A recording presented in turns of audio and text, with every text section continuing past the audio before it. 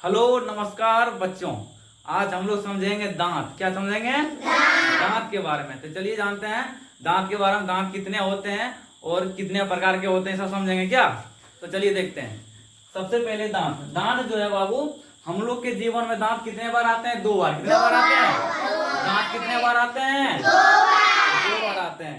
तो पहला दांत कौन सा आता है? दूध का दांत। कौन सा दांत आता है? दूध का दांत। पहला दूध का दांत आता है। उसके बाद आता है अस्थाई। क्या आता है? अस्थाई। जब दूध का दांत जब टूट जाता है 5 से 7 साल की उम्र में, उसके बाद आता है अस्थाई दांत। क्या आता है? अस्थाई दांत। और सबसे पहले आगे सुनिए इधर। दूध का दांत की संख्या कितनी होती है? 20। कितनी होती है? दूध की दांत की संख्या कितनी होती है? 20। उसके बाद अस्थाई दांत की संख्या कितनी होती है?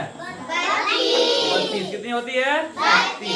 32। तो कोई भी पूछेगा दूध की दांत की संख्या 20 और अस्थाई दांत की संख्या 32। दांत कितने बार आते हैं? 2 बार। ठीक है, आगे समझिए।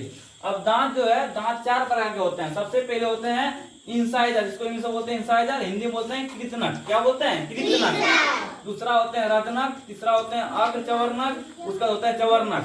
Incisor, canine, premolar, molar. तो सुनिए इधर। सबसे पहले कृतनक। कृतनक का काम होता है भोजन को काटना। क्या होता है? भोजन को काटना। दूसरा रत्नक। रत्नक का काम होता है फाड़ना। तीसरा जो है अग्रचवर्णक, इसका काम होता है चबाना। भोजन को क्या होता है? चबाना। और चौथा चवर्णक जो होता है, इसका काम होता है चबाना और पीसना। क्या होता है? चबाना और पीसना। अब आगे समझते हैं हम लोग। तो आगे देखिए इधर। सबसे पहले है ये कृतनक। इसकी संख्या कितनी होती है? 8। कितनी होती है? 8। कितनी होती है? 8। और रत्नक की संख्या कितनी होती है? कितनी होती है?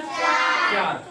और अगर चवर्णक की संख्या 8 होती है और चवर्णक की संख्या कितनी होती है? अब इसको हम लोग डायग्राम की मदद से समझ लेंगे, चित्र के माध्यम से। दांत किस प्रकार का होता है एकदम समझो बढ़िया से।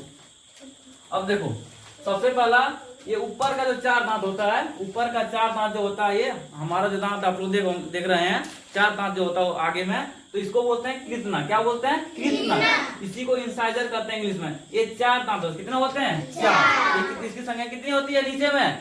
4। नीचे 4 ऊपर 4, कितना हो गया टोटल? 8। इसकी संख्या कितनी हो गई? 8। तो ये कृतनक जो होते हैं इंसाइजर की संख्या कितनी होती है? 8। कितनी होती है? 8। उसके बाद हो गए रत्नक। क्या हो गए? रत्नक। इसकी संख्या नीचे 2 ऊपर 2, तो कितनी हो गई टोटल? 4। कितनी हो गई? तो रत्नक की संख्या कितनी होती है? 4। उसके बाद आ गया अग्रचवर्णक। क्या आ गया? अग्रचवर्णक। अग्रचवर्णक की संख्या कितनी होती है? 8। कितनी होती है? 8। ये जो देख रहे हैं 2 नीचे इधर, 2 एक साइड 2 इधर, तो 4 नीचे 4 ऊपर, तो ये हो गए अग्रचवर्णक। क्या हो गए? अग्रचवर्णक। उसके बाद चवर्णक। चवर्णक की संख्या 3 एक साइड 3 इधर, तो 6 नीचे 6 ऊपर, तो टोटल हो गए 12। कितना हो गए? इसका हम लोग इसके क्रिया जान गए, इसका काम क्या होता है, कौन सा दांत का। दांत 4 प्रकार के होते हैं। तो एक बार फिर से हम लोग समझ लेते हैं। तो समझिए, बच्चों में दांत की संख्या कितनी होती है? दूध की दांत की संख्या कितनी होती है? 20। कितनी होती है?